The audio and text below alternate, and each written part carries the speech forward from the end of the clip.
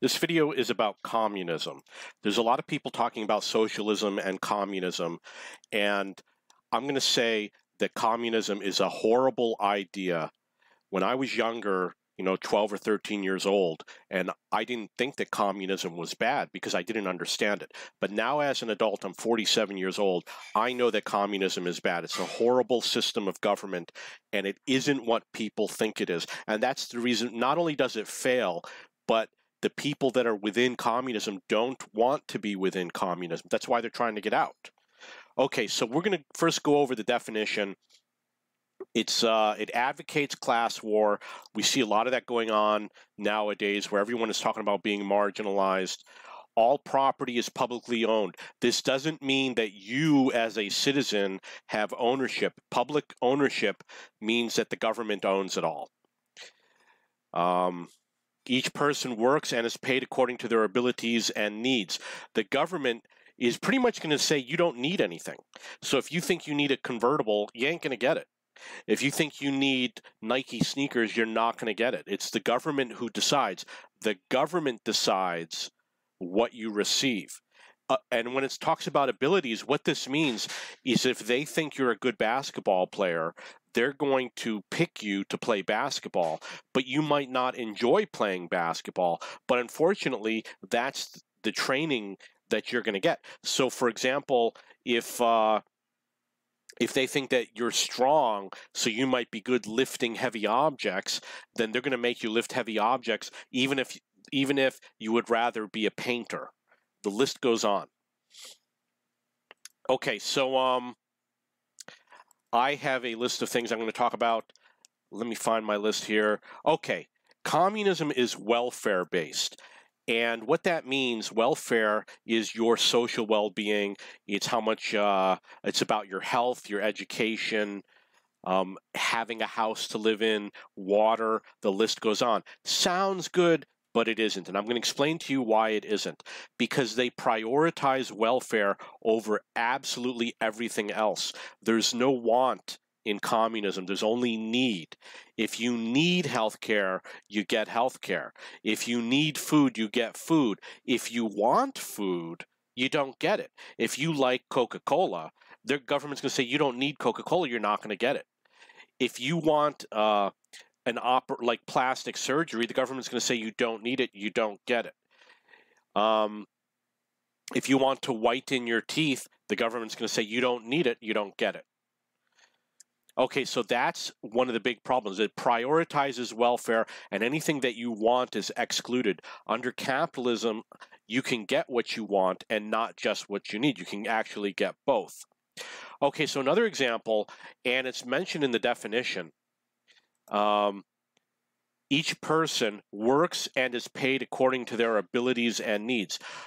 In Cuba, the doctor gets paid the same amount of money as a guy who washes toilets.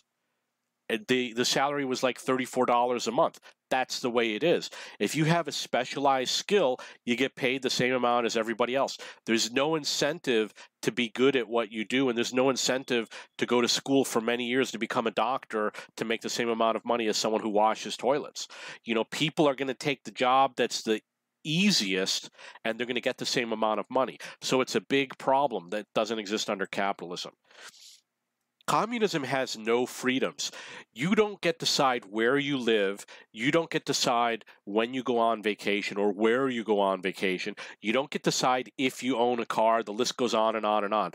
Under communism, the government would check, they would prevent you from traveling from one city to another. In communist China, actually, I think it's still true today, you can't sell your house without government approval. In communist Cuba, you cannot sell a business. You don't have those freedoms. That's why people wanted to get out. That's why people wanted to go over the Berlin Wall. They did not want to be in communist Germany. There are no freedoms because you don't need whatever you're asking for. A freedom is something that you desire. The government's going to say, hey, you're going to stay in this city, you're going to live in this place, you're going to do this work. That's what you need. What you want is unimportant. In Hong Kong, The government owns all the property, all the apartment buildings. If you're a single person, they decide which apartment you live in and who you live with. They put 5 people per apartment because it's need-based, not want-based. If you want to live with your best friend or if you want to live by yourself, not available to you. You live where the government wants you to live. You can't say, hey, I'm going to find another apartment in another part of town or hire. No, none of that. You don't need it. What you want is not important. It goes by need base. You have no choice under communism. If you decided that you want to take an extra week for vacation, it's not available to you because that's a choice. I need to make a quick note here before I continue. Okay, so if you want to get a car, you have to get on a waiting list, and the government decides if it's justified for you to get a car. And people wait 5 or 6 years to get a car, and most people don't get one. That's what it means to be under communism. Everything is need-based and nothing is want-based. If you do get a car, what car you think you're going to get? You're going to get the people's car. You're going to get the Volkswagen Beetle. You don't get the sports car. You get a minivan if the government decides you're entitled to a minivan. You can't pick a pickup truck or an SUV. You get the car the government decides you're going to get, and the government's going to say, the little tiny hatchback is what most people need, and that's what you're going to get. Okay, now you've got Alexandria Ocasio-Cortez, and she says we should tax people, wealthy people, at 75% over $10 million. And everybody thinks, well, okay, you know, they're wealthy people, they can pay the tax, the list goes on. And here's the flaw. She says we're never going to lower that amount. It's going to stay at $10 million. It's a complete lie. You know how you know it's a lie? Because the amount before that was infinite. She's already lowering the amount down to $10 million. So to say it's never going to be lowered is absolutely not true. Okay, in terms of profits, people say, well, capitalism is the profit motive. Well, I got news for you. Communism is also the profit motive. Under capitalism, you get a personal profit. That's the money that's in your pocket, in your wallet, and in your bank account is your profit. The business gets a profit. Apple Computer gets a profit. Under communism, there's also a profit, but the government takes 100% of the profit. So let's say that you're a smart person and you invent something. You invent a technology. In the United States, you can make millions of dollars inventing a technology. Under communism, the government takes 100% of the profit from any technology that you invent. If you are a painter and you paint something and it's worth a lot of money, the government gets to keep all the profits. There's still a profit motive, but the government keeps the profit and you get nothing. If you're a great basketball player and your basketball team wins some sort of competition, let's say it's an international competition that has a monetary prize, you get nothing. The government gets all the profits. There is still a profit motive under communism, but people get none of it. So now people say, well, the definition of communism is that property is publicly owned. Now, here's the problem. That's true, but it's not individually owned. It's group owned. So let's say you work for a factory, and your factory makes, okay, so there was talking about North Korea, there was a case where the factory was making chocolate, some sort of a chocolate cake, like a marshmallow cake surrounded by chocolate. You know what I'm talking about. It sounds like something that tastes good. What the factory does, they don't give you money if the factory does well. They give you chocolate cake. And what was happening in North Korea was these people were reselling chocolate cakes in order to get money. And the government said, no, you can't do that. You get chocolate cake. You can't turn it into cash. And they said what you were doing was unfair. You were profiting from your success. Your profit is chocolate cake, not reselling it to get cash. They made it illegal for people to own that chocolate cake, and they banned it because it was so popular, it became like a form of currency. That's what happens under communism. If you're making profit, if you find a way to profit under communism, the government says what you are doing is not fair. Even if you came up with an idea for how to do it and you put the work into it, everyone shares equally. Other people benefit from your profit. So there's no such thing as being in a prison and cigarettes become a form of currency. The cigarettes would be taken away from you and given to everyone. If you come up with a way to acquire something and sell it for profit, you would not be able to do it under communism, even though you can do it right now. If you have a side business selling anything, tough. There's another thing that's called a voucher. Okay? Using labor vouchers. This is what communism does.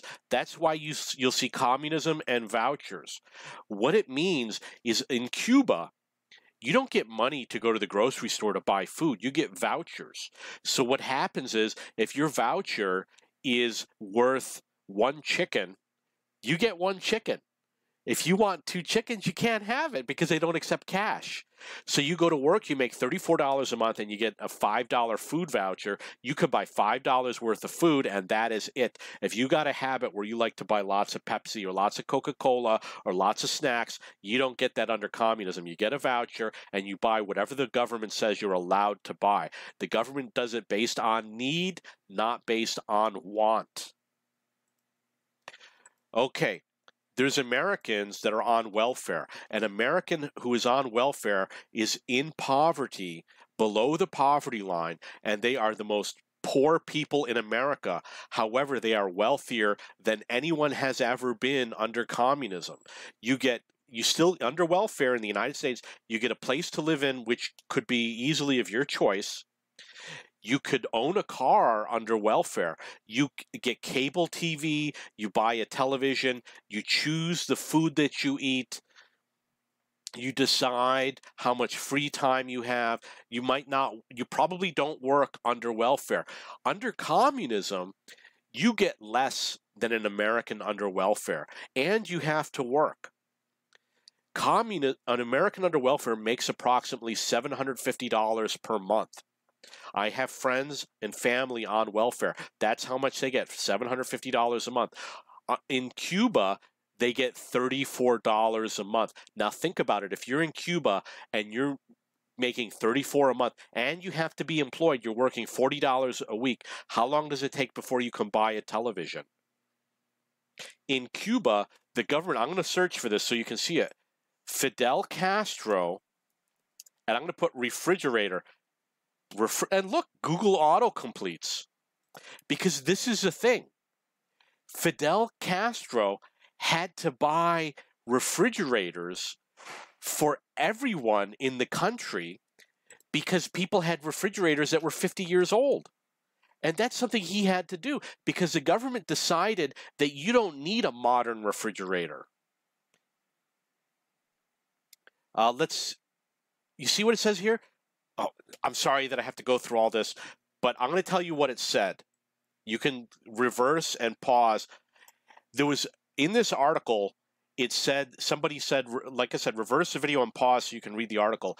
There was a guy who said Fidel took his refrigerator away that he loved for 50 years. He fell in love with his refrigerator. The government took his refrigerator away. They took away everybody's refrigerator because they were inefficient for electricity, and they did it to save on electrical costs. They saved money by buying new refrigerators for everyone in the country. Everyone in the country had 50-year-old refrigerators. That's what it's like to live under communism. In Cuba, you can have a restaurant, a place of business, but people will never invest. They will never renovate the restaurant because the government owns the building. The government, if you invest in your restaurant and make it better, what do you think the government's going to do? They're going to say you don't need to have a better restaurant, and they will take it away from you and give it to someone else who they have favoritism with. So people do not improve their quality of life. Like if you have an apartment, you're never going to renovate it to have a better standard of living. Because if someone finds out you did, they will take it away from you and give it to someone who they think needs it more than you. That's what exists under communism.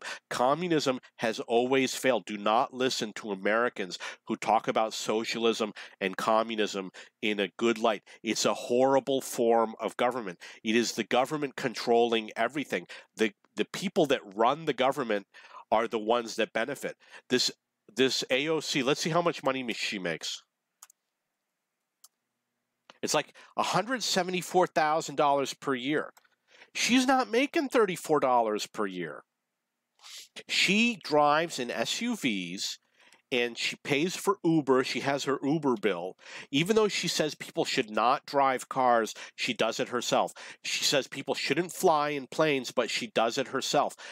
The government, they're telling you what you need. You don't need it.